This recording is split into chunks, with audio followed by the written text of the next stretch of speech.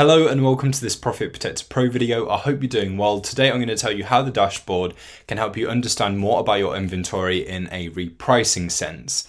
So this is basically where you get an overview of what's going on in your account, and I'm going to break down what we can see here and how this can help us understand areas that we may want to potentially look at and amend as well, just to ensure that repricing remains smooth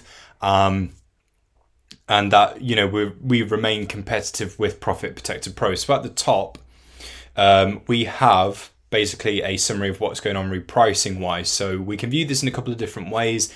Whichever way you prefer to look at this obviously depends on your preference, as we would like to work in different ways. So first off, you have these boxes here, which basically tell you how many of your products need a min and a max entering in. Obviously that's very important. Without that, you can't have the item turned on for repricing. An item needs a min, max and a strategy. You can see how many of your products are at the buy box price, how many are at the lowest price on the listing, how many are at your minimum price, and how many are at your maximum price. Now, just as a little tip for you, where you see at buy box here, and when you go into the repricing page and you use the filters, and you have the in buy box filter, these are two different things. So when you see at buy box, that's basically products that are at the buy box price, so they're matching that price. It doesn't necessarily mean that all of them have won the buy box, it's just where they're matching that price. Whereas with the filter that says in buy box, that is products that have won the buy box, they are in the buy box. So that's the difference between those two. And then you get the same information reflected in the form of this circle chart here, or in a line chart. And the perk with this one is obviously you can see how this various information has fluctuated over the last 7 days. So you can literally just change that here and see how everything has progressed.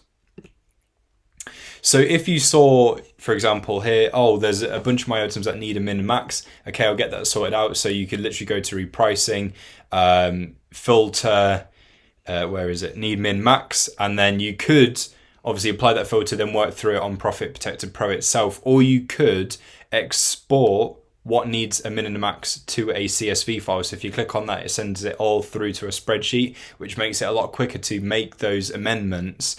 Obviously all within a spreadsheet, so it can be quite quick, quite easy to do it that way. Then obviously save that, keep it as a CSV, then upload it to Profit Protector Pro via the bulk inventory section. So it's a great little indicator as to stuff that you potentially need to check on.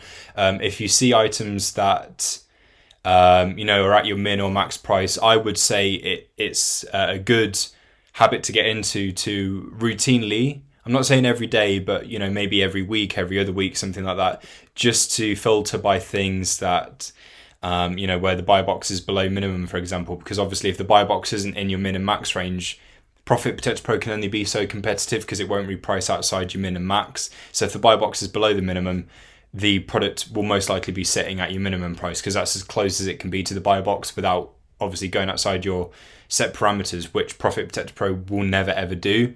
So it might be worth filtering by that, just to see if there's any minimum prices that you can tweak in order to get the buy box back within range, so that way Profit Protector Pro can actually work with it, compete for it, and then bump that price up.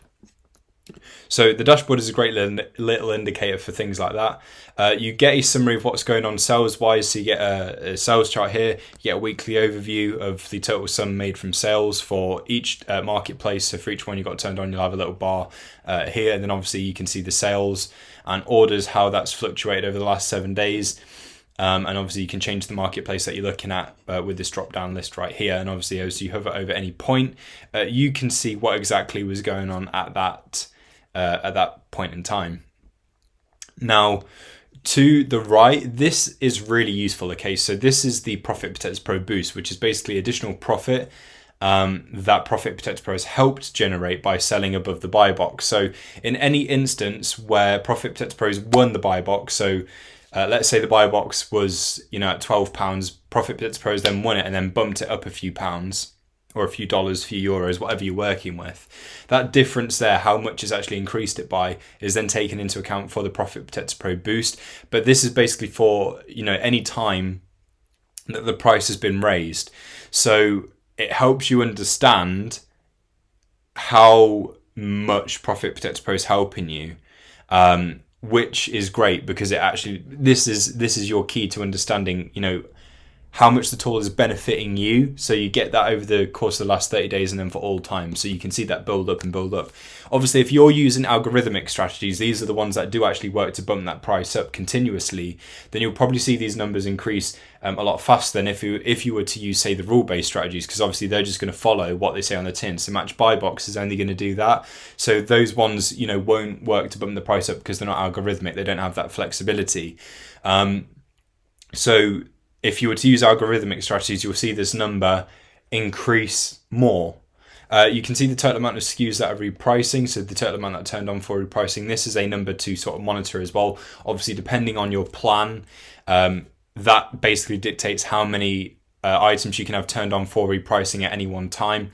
So if you've got 1,000, say, and you see, you know, the total amount that turned on is 1,000, it might be worth looking through what's turned on to make sure that stuff that might not need to be turned on is then turned off, because obviously stuff can go out of stock, stuff might fall inactive.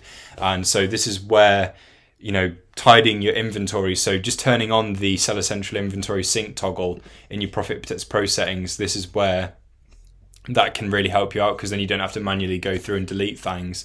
It will just do it for you as soon as stuff comes inactive, so it helps keep your account clean, relevant and up to date. And then you can see the total number of reprices that Profit Protect Pro has done today. Then obviously if we want to know more about that, we can check out the history or activity. So hopefully this video was helpful. Thank you for watching, and I'll catch you soon.